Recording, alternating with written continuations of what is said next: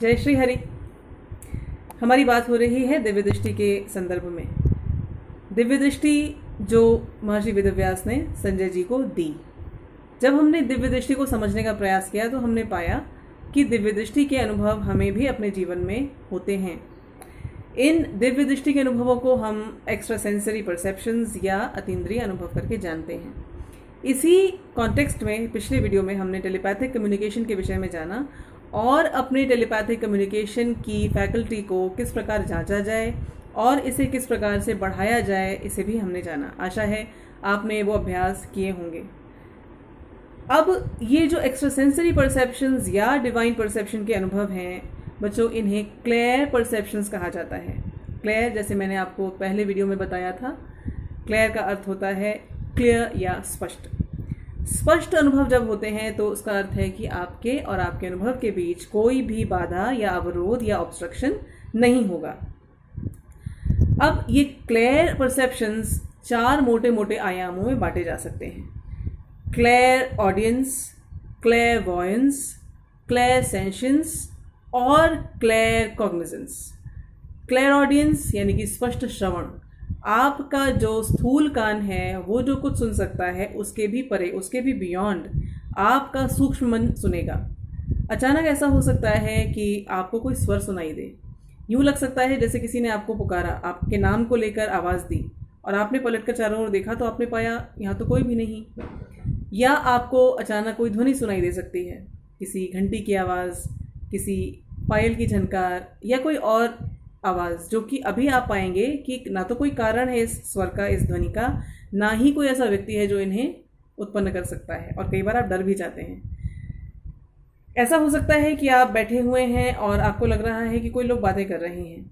कई बार ये वार्तालाप स्पष्ट समझ में आ सकता है, कई बार ऐसा लगेगा पता नहीं किस भाषा में बात हो रही है।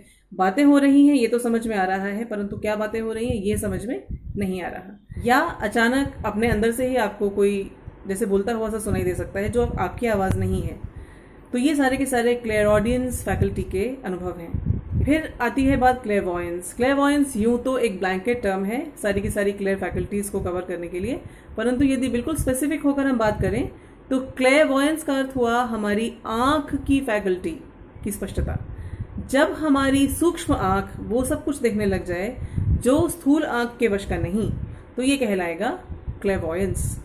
ऐसा हो सकता है आप बड़े एकाग्र होकर बैठे हैं और अचानक कोई छवि, कोई दृश्य, कोई रंग, कोई शब्द, कोई अंक या कोई नाम, कोई वाक्यांश यानी कि फ्रेज या कोई सेंटेंस, वाक्य अचानक से आपकी दृष्टि में आकर कौंध जाए। कई बार ऐसा होता है कि बहुत अधिक आध्यात्मिक गतिविधियों में लगे रहने वाले या ध्यान की अवस्था में रहने वाले व्यक्तियों को इस प्रकार के अनुभव बहुत होते हैं। तो ये है क्लेयरवॉयंस या स्पष्ट दृष्टि। और इन सब स्पष्ट दृष्टि के अनुभवों का अर्थ ये है कि कहीं ना कहीं कुछ ना कुछ ऐसा घट रहा है, घट चुका है या घटने वाला है। क्लेयरवॉयंस की फैकल्टी अक्सर सपनों में भी कार्य करती है। सपनों में आपको, जैसा कि मैंने पिछली वीडियो में भी बताया था, कोई ऐसा दृश्य दिख सकता है जो आगे जाकर आपको पता चले कि सत्य था। एक डेजा वू करके एक फैकल्टी की बात की जाती है जिसमें ऐसा होता है कि आपको किसी चीज़ को देखकर लगता है अरे ये तो मैं पहले देख चुका हूँ। मैंने इस विषय में भी आपको बताया था। ये भी उसी क्लेयरवॉयंस की फैकल्टी का ही अंग है। फिर आती है क्लेयरसेंशंस। आप बैठे हैं, बहुत स्वस्थ हैं, प्रसन्नचित्त हैं, अचानक से आपको ऐसा लगा कि आपके शरीर के किसी अंग में कोई कष्ट होने लगा, या आपके शरीर में पीड़ा होने लगी, या आपको बहुत थकान लगने लगी, या अचानक से आप बहुत उलझा सा महसूस करने लगे, या आपको बड़ी जोर का क्रोध आने लगा। बहुत संभव है कि आपका मन जिस व्यक्ति के साथ जुड़ा है, किसी के साथ आपके ऊर्जा तार जुड़े हैं, उस व्यक्ति के अंदर की संवेदनाओं को आपका शरीर और आपका मन अनुभव कर रहा है। तो ये है क्लेयरसेंशंस या स्पष्ट संवेदन की फैकल्टी। फिर क्लेयर कॉग्निजेंस, जिसे हमने पिछली बार जांचा था, टेलीपैथिक कम्युनिकेशन के नाम से भी ये जानी जाती है, ये इसका एक भाग है। क्लेयर कॉग्निजेंस में क्या होता है, बिना किसी स्थूल या फिजिकल प्रूफ या बिना किसी फिजिकल एविडेंस के आप चीज़ों को अपने आप जानने लग जाते हैं। इसे इंट्यूशन या गट फीलिंग की तरह भी जाना जाता है। बिना किसी सबूत, बिना किसी गवाही के किसी के मन की बात को पढ़ लेना, या किसी के मन में चल रही अच्छी या बुरी भावनाओं को समझ जाना, जिसके कारण आपको कोई व्यक्ति अच्छा या बुरा लग सकता है, ये क्लैरकॉग्निजेंस की फैकल्टी का ही परिणाम है। इंट्यूशन या गट फीलिंग करके जब ये क्लैरकॉग्निजेंस की फैकल्टी जागृत होती है तो ये हमारे बड़े काम की होती है। गट फीलिंग या इंट्यूशन की एक बड़ी दिलचस्प घटना मैं आपको बताती हूँ। एक पति पत्नी है, पति को अपने कंपनी के किसी कार्यवश देश से बाहर जाना है, अगले दिन उनकी फ़्लाइट है।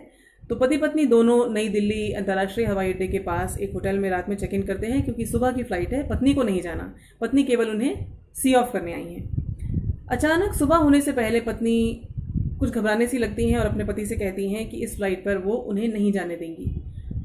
पति नहीं मानते, वो कहते हैं कि उनका जाना बड़ा आवश्यक है, उनके लिए भी और उनकी कंपनी के लिए भी, परंतु पत्नी नहीं मानती। पत्नी अपनी ज़िद पर अड़ी रहती हैं। जब पति को अपनी ज़िद के आगे हारता हुआ नहीं पाती तो वो अपने पति के बॉस को फ़ोन करती हैं और सेम यही आग्रह वो अपने पति के बॉस से करती हैं कि किसी प्रकार उनके पति को इस यात्रा पर जाने से रोका जाए।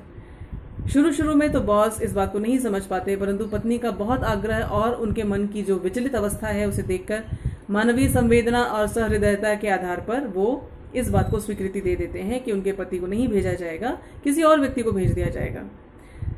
बच्चों, पता है क्या हुआ? उस प्लेन का क्रैश हो जाता है और उसमें बैठे सारे के सारे यात्री मारे जाते हैं।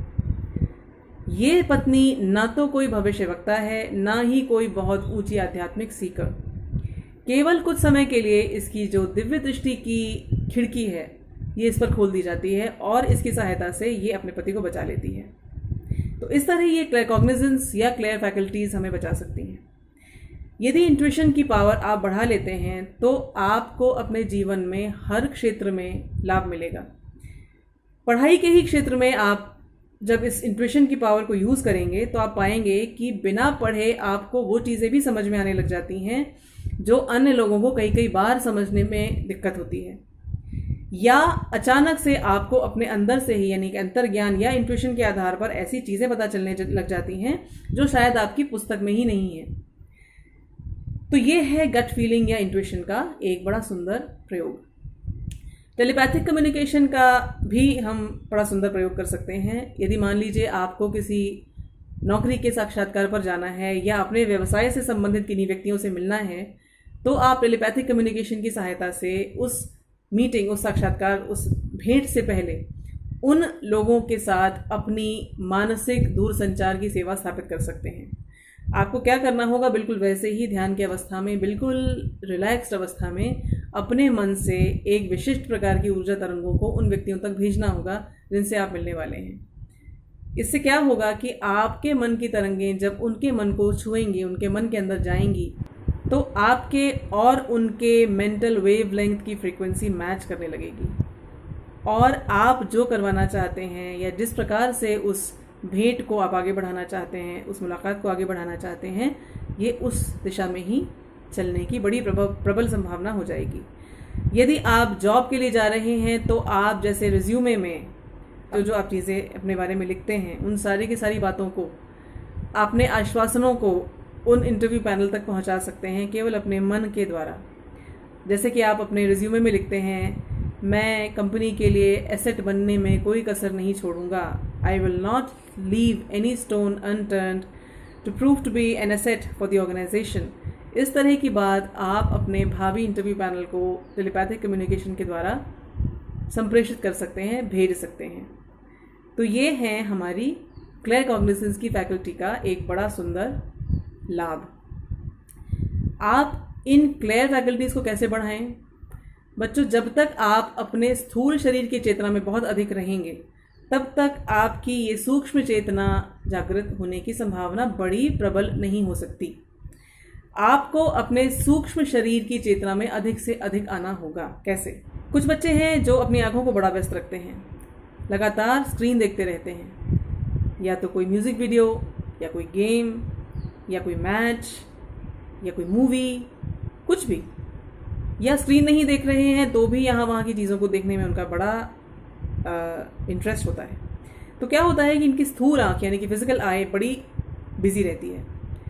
होता क्या है बच्चों, मन के जो 3 स्तर हैं, सबसे ऊंचा स्तर पराचेतन स्तर, जिसके विषय में मैंने आपको पहले भी बताया। इसके बाद जो दूसरा स्तर है वो है हमारा चेतन मन यानी कि कॉन्शियस माइंड। तीसरा है सब कॉन्शियस यानी कि अवचेतन मन।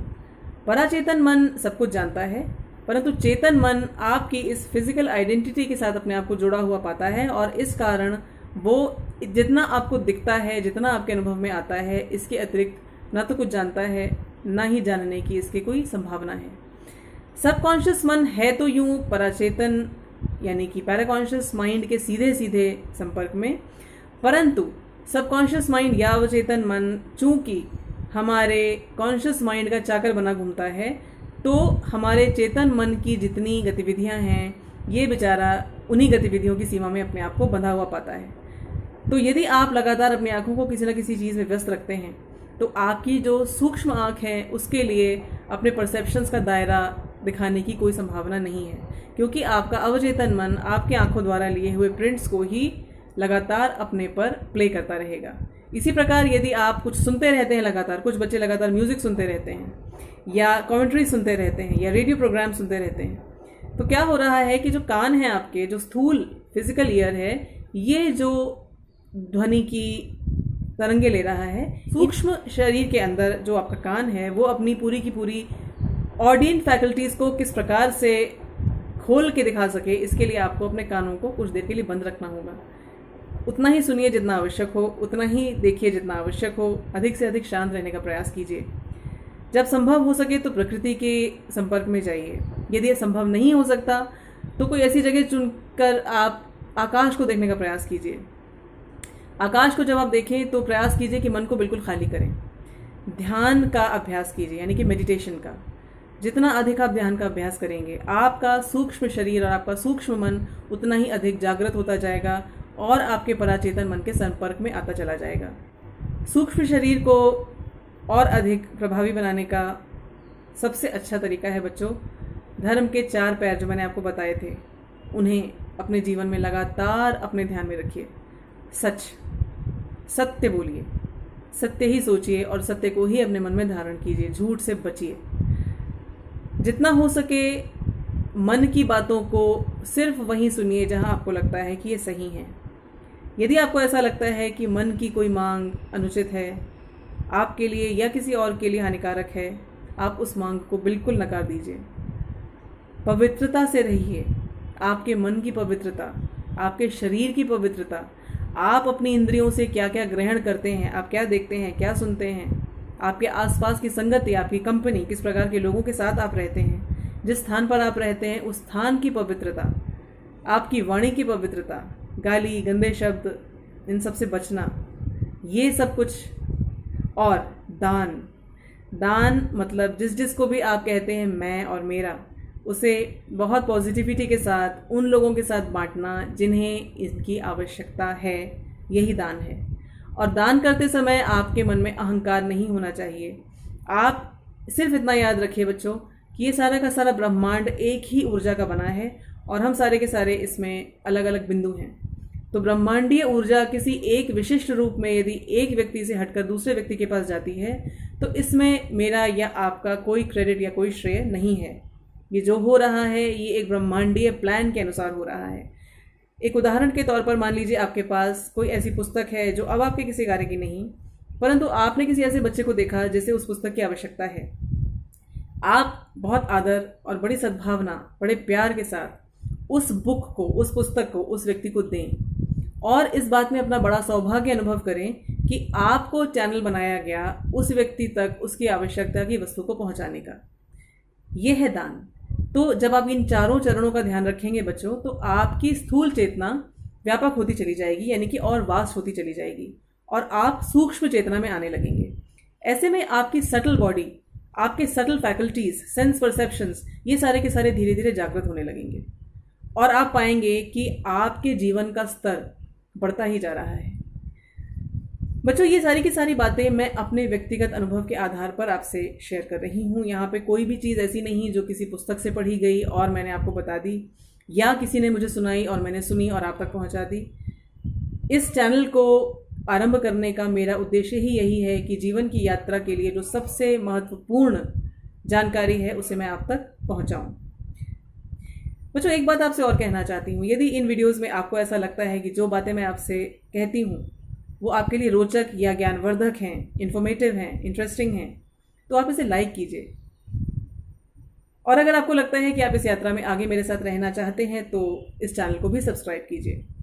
बच्चों, मेरा ये अभ्यास रहा है अपने सारी कक्षाओं में कि मैं अपने पढ़ाने के तरीके और जो कुछ भी मैं पढ़ाती हूँ उसके विषय में फीडबैक बच्चों से लेती रहती हूँ।